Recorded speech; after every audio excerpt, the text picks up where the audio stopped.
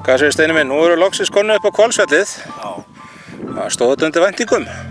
Já, miklu meira heldur en ég bjóst við. Þetta er bara alveg frábært hang og svona kyrrt og gott að fljúga hérna. Lendingaraðstæðan er náttúrulega bara hvergi betri. Engin ókyrrð í aðfluginu? Engin ókyrrð, bara 100%.